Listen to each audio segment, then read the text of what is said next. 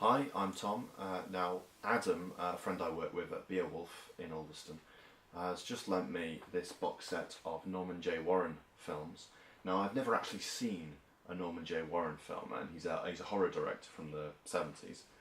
And apparently his films, according to Adam, are a lot like Tygon's films. They're quite intense. Yeah, I'm just going to watch the first one on here, which is Satan's Slave, and I'll let you know what I think. So I'll go and do that now.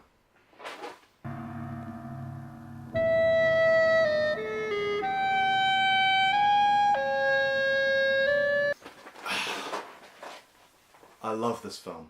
I absolutely love this film. It's just a fantastic example of 70s horror films that came out during this time, like all the Tygon films. It's very like Blood on Satan's Claw, Witchfinder General. It fits completely into that mould, except this is perhaps slightly nastier. It's not as nihilistic maybe as Witchfinder General, but it's just, if not more violent, and it's got more nudity in as well. Obviously there was a lot of nudity at the time in films like this. There's something quite primal about nudity when it's in a pagan-y sort of setting. Ritualistic nudity.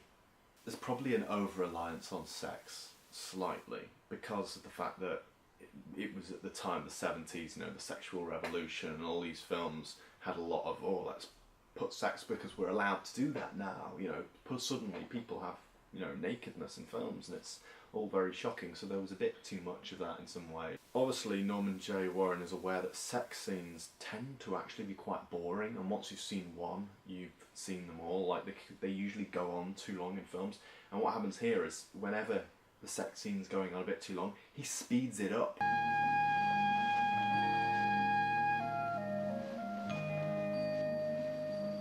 Like he literally speeds up the film, so it starts going and they're just like quickly having sex, which seems ridiculous.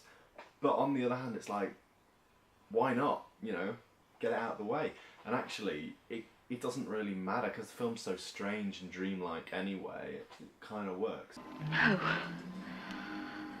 Catherine, no.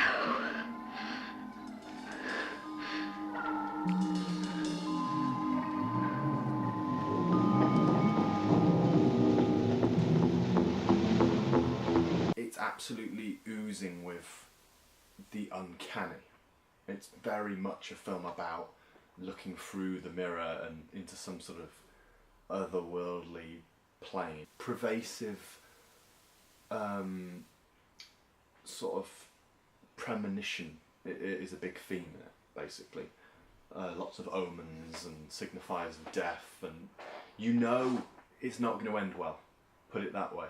It has that wonderful sort of soft, grainy look that these films from the 70s seem to have, which is miles better to watch than today's ultra HD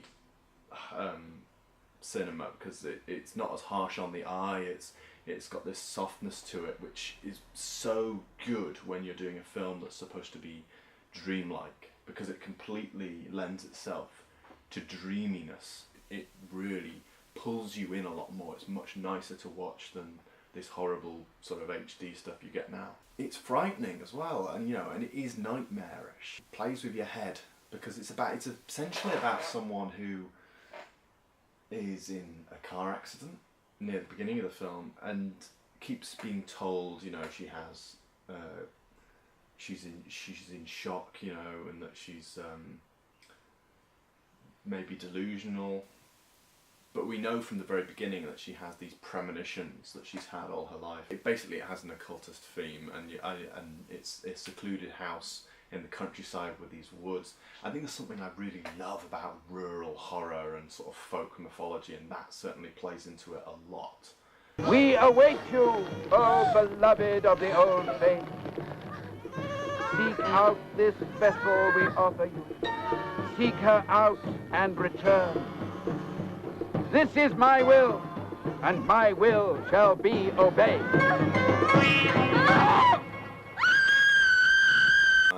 cannot believe I hadn't heard of it or come across it sooner. It seems to be, to me, it should be one that's at the top of the list when you hear of folk horror films like The Wicker Man and Blood on Satan's Claw and Witchfinder General. It's like, where is Satan's Slave? No, I really loved it. So next one is Inseminoid.